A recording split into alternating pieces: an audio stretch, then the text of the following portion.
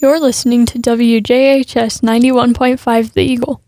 Welcome to Media in the Making, a podcast where we look at the evolution of media from 1600 all the way to present day 2020. In this podcast series, you will learn how different forms of media have changed culture. Media in the Making, where media and culture are always changing. Now let's take a step back in time.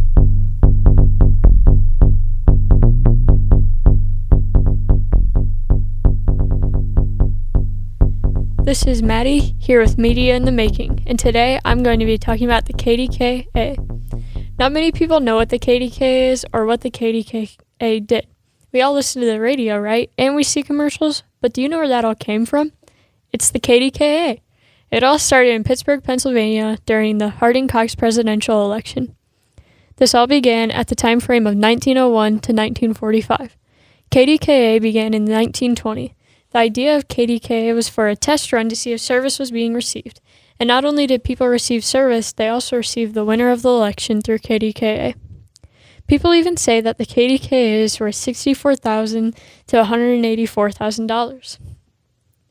This is what the author of Briticana.org stated. KDKA changed the culture immensely.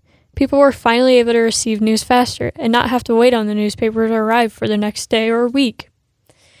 The KDKA definitely had their struggles, but they didn't give up, and this is how they inspired people.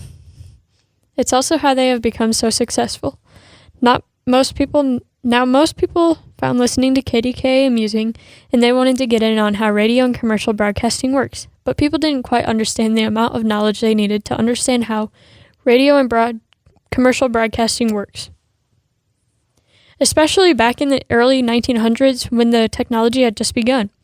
People were mad about not being able to understand how radio worked and the overall education you needed to become a radio broadcaster, which I found this with www.pbs.org.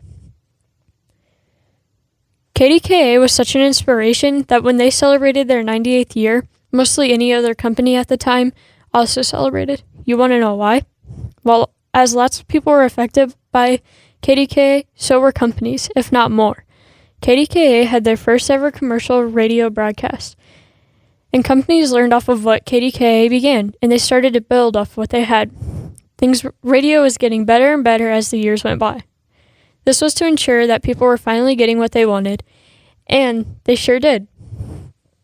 As you can probably see, radio has changed a lot in our time, and we can thank KDKA for their hard work to get radio where it is now. Lastly, since I'm finished talking about how KDKA made culture grow, I want to talk about the achievements KDKA has reached.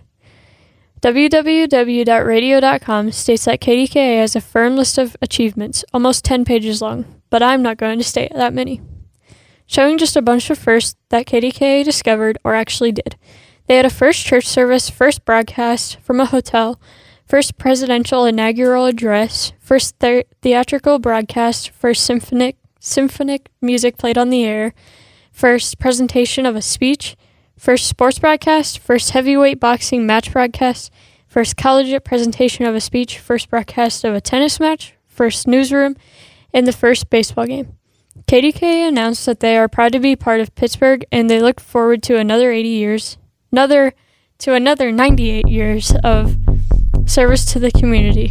Thank you for listening to my podcast, and I hope you can see how KDKA has changed culture and community and helped inspire. Thank you.